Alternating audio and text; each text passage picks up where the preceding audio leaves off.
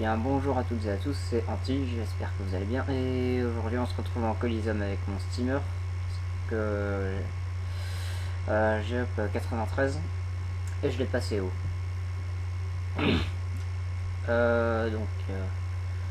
Oups, ma petite musique que j'avais oublié de cacher du champ de vision de la caméra.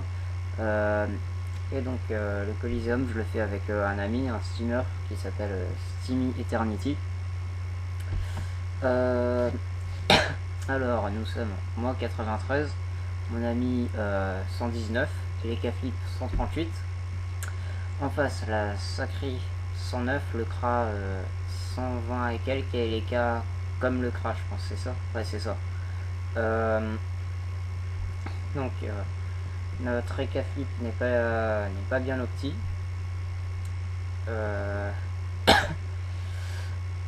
En face non plus. Enfin, en face, le Recaflip est assez opti. Mais moi, je suis assez opti et mon ami est vachement opti. Donc, pourquoi deux steamers, vous pourrez vous demander.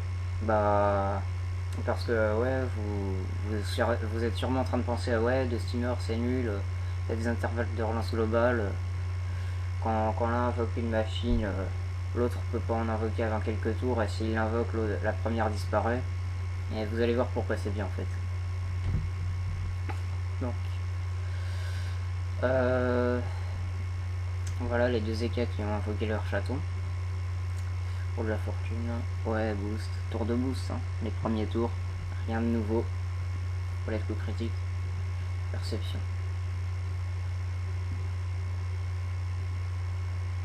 Et en plus, c'est une map proche, donc effectivement, il faut se booster les premiers tours sur des maps comme ça. Dès le deuxième tour, on peut aller rush.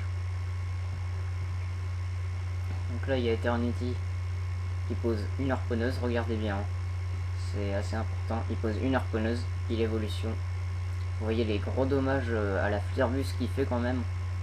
Il fait vachement mal. Et il me fait longue vue pour que je gagne de la PO, mais bon. Ce tour-ci, c'est pas très utile. Surtout que, je leur dis, on est sur une map proche, hein.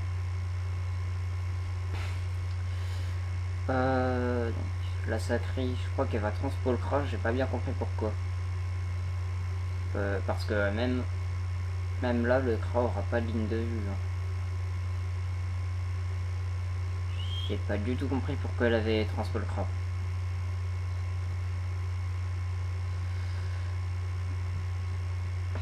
Et moi je vais m'avancer de 2 cases en fait. Moi je vais m'avancer de 2 cases pour évolution 3 la harponneuse. Voilà pourquoi c'est bien, parce que dès le deuxième tour, on peut faire évolution 3. Ouais, je tue le chaton comme ça, petite précision. Donc dès le deuxième tour, on peut faire évolution 3 sur la harponneuse. Et comme ça, le steamer qui a lancé la harponneuse peut, dès le deuxième tour, faire embuscade. Et la harpo va lancer son sort spécial qui fait toute la map. La deuxième raison pour laquelle c'est bien, c'est que la deuxième raison pour laquelle c'est bien en fait, c'est que vous voyez quand par exemple il y a un steamer en combat, il y a un seul steamer en combat, bah s'il évolue une tourelle, enfin s'il pose une tourelle ou qu'il évolue, et s'il en évolue une autre, la première n'est plus évolution.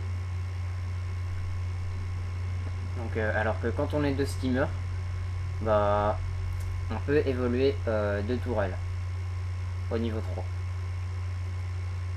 Donc par exemple, s'il y a la harponneuse Evo 3 plus la gardienne Evo 3 en colis, vraiment ça peut être assez génial. Les Caflips qui odora et qui tue le chaton. Il a odora, donc au prochain tour, il aura plus de PM mais il aura gagné des PA. On sort une roulette critique. Et là, Eternity va vraiment mal jouer, vous allez voir.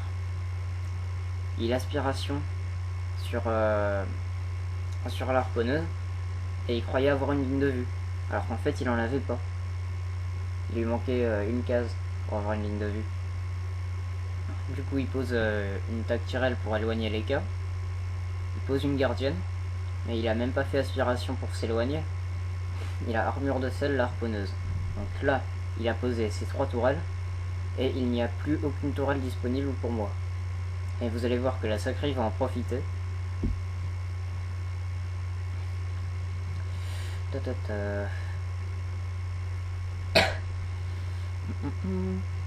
Voilà.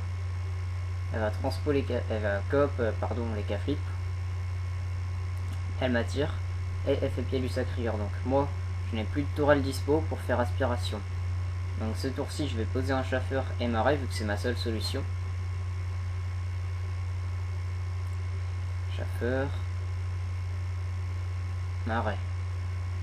Et donc là, j'hésite entre éviter la punitive, parce que c'est le tour de la punitive là, ou fuir le sacré. Enfin, ou oui, éviter la punitive en planquant derrière un mur, mais me refaire bloquer par le sacré ou me prendre la punitive. Et finalement, je préfère ne pas me prendre la punitive et me refaire bloquer par le sacré, mais c'était assez mal joué parce que de toute façon, là, le Kra, il en peut plus forcément. Et là, ouais, c'est ça. Il dispait entre lui et les K pour avoir une PO minimum afin de tuer plus les K.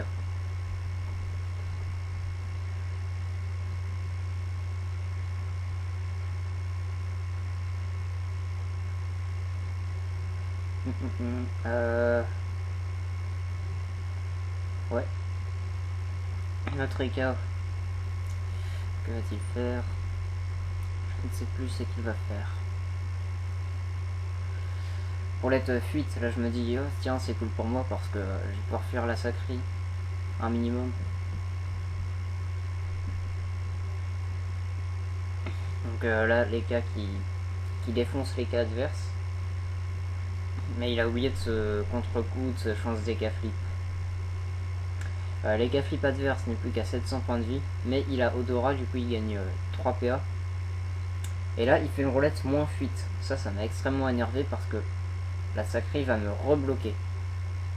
Parce qu'il y a eu une roulette fuite, mais ensuite, il y a eu une roulette moins fuite. Ça m'a vraiment énervé. Il reste plus que 300 PV à notre EK, vu qu'il sait pas contre-coup ni chance des K-flip. Et les K-flip adverses, lui, a l'intelligence de se faire chance des K-flip. Là, je me fiche de mon ami parce qu'il fait une évolution sur la tourelle alors qu'elle était déjà Evo 3. Et il full rocks le Kra. Vu qu'il a cuirasse, il se prend pas les dommages de sa propre tourelle. Du 400, vraiment, c'est assez monstrueux. Eternity a un Rox franchement abusé. Ah, la sacrée qui détourne le chasseur alors qu'elle pouvait faire le tour, j'ai pas trop compris pourquoi. Ah oui, parce qu'il y avait... Ah non, elle tape toujours même avec la roulette moins fuite. Donc...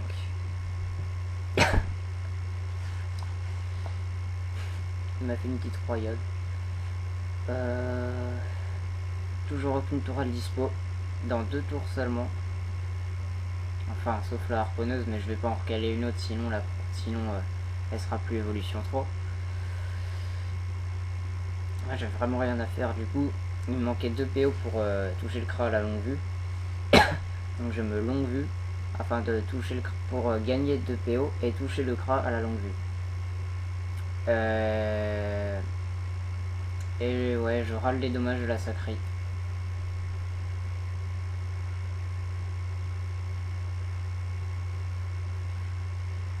Donc le Kra qui a son XP chargé, mais finalement il va pas la faire, il va simplement tuer les K.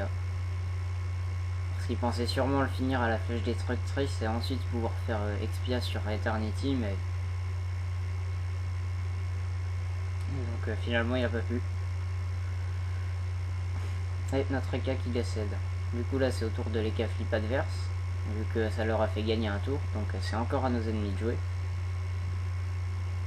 dommage de pousser. Donc là je vois, je regarde à la Libé, je vais faire du 151. D'autant plus que les dommages de pousser ne boostent pas les sacrés, donc c'est assez bien pour moi. Du 372 plus 360, et allez, il a quoi? Et il a une force comme tous les autres, il a pas une force abusée. Il est limite Yarox autant qu'un Yop, quoi. Vraiment cheaté cette classe, les EK Flip. On est d'accord. Il a Eternity qui a pas super bien joué parce que, à mon avis, il aurait embuscade le Kra plus embuscade les K. Il aurait sûrement tué les deux. Et finalement, il est allé quasiment au cac du Kra, donc il a fait pas la PO minimum pour finir le Kra. Bon, au moins il finit les K. Qui étaient les K qui étaient sous chance des K flip, donc qui a dommage subi x2. Ne vous étonnez pas de voir ces dégâts. La sacrée qui continue à me faire des pieds du sacrayeur. Je vois que j'ai les tourelles dans un tour seulement. Donc là je peux toujours rien faire. J'aurais rien fait les 3/4 du combat à cause d'Eternity en fait, qui au deuxième tour posait toutes les tourelles.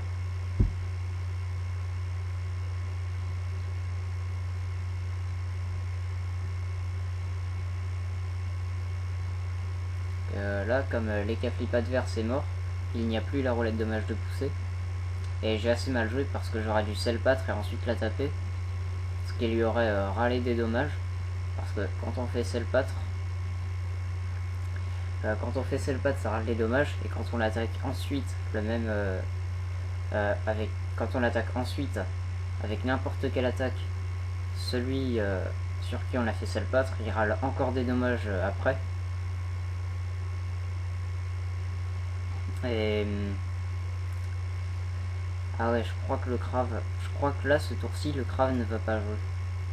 Mais ça change pas grand chose parce que, enfin vous allez voir pourquoi. Certes c'était le tour où il avait sa punitive, mais de toute façon il nous aurait pas fini. Ouais, donc je vais avancer un petit peu la vidéo. Ça a l'air d'être bon, ouais c'est bon.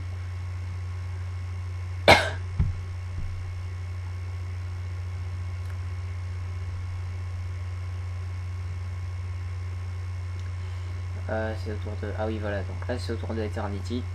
Je crois qu'il va finir le Kra.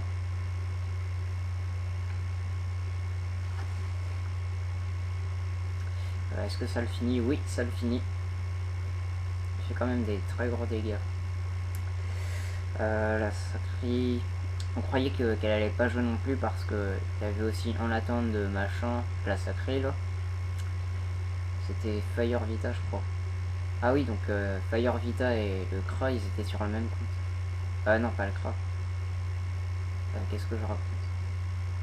Non, j'ai rien dit parce que je croyais qu'il y avait un autre dans leur team qui s'appelait Fire.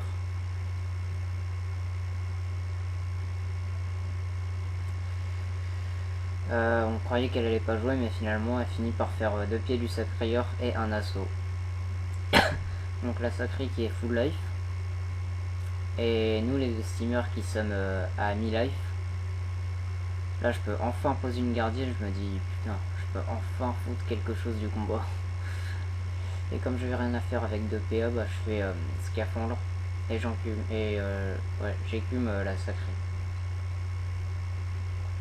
Et je me place pour que ma gardienne me soigne et pour qu'elle ne me touche pas avec 2 pieds du sacrayeur. Enfin, elle ne me touche pas au pied du sacrayeur.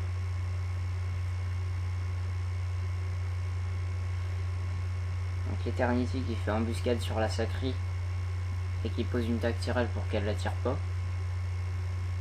Parce qu'il avait pas vraiment la PO pour la toucher avec Selpatre ou... Comment ça s'appelle déjà? Le sort-feu là. Oh c'est pas grave. Le sort-feu qui tape en zone. Avant j'étais feu en plus. Donc je l'aurais su. Mais c'est pas grave. Ouais, toujours du 400. Oups. Mince. Excusez-moi pour cette petite erreur. Donc, nous les deux steamers qui sommes mi-life et la sacrée qui est full life. Là, apparemment ce n'est pas qu'elle pouvait attirer ma tactirelle parce qu'elle l'aurait attiré, elle aurait fait le tour, elle aurait attiré Eternity, elle lui aurait fait un Pilus Sacreur.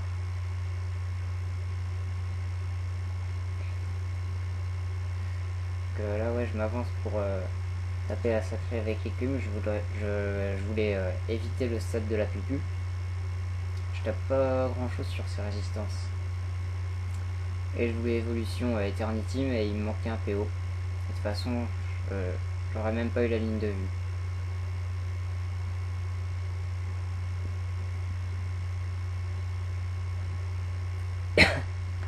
Eternity qui full rocks. Et qui me donne de la puissance avec évolution.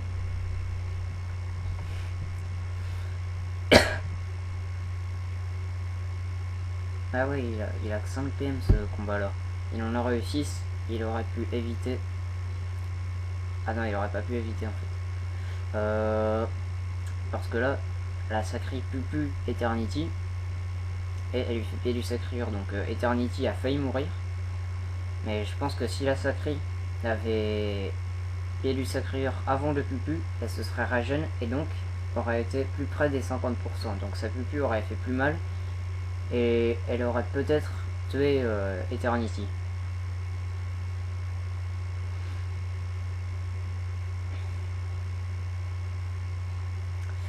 Donc là, Eternity qui est bloqué, du coup je repousse la sacrée avec une écume, je donne de la puissance à Eternity et voilà. Combien de points de vue à la sacrée, j'ai pas vu, mais je crois que Eternity va la finir maintenant. Embuscade, Pierre Buste, ouais, Pierre Buste, ouais c'est bon, il a fini. Pierre Buste, quand même un très bon sort pour sa rock sautant, parce que ça régène la moitié de la vie qu'on a tapé finalement. Et donc j'espère que cette vidéo vous aura plu. C'est une victoire de nous, enfin, ouais, j'espère que cette vidéo vous aura plu. Et sur ce, je vous dis à bientôt.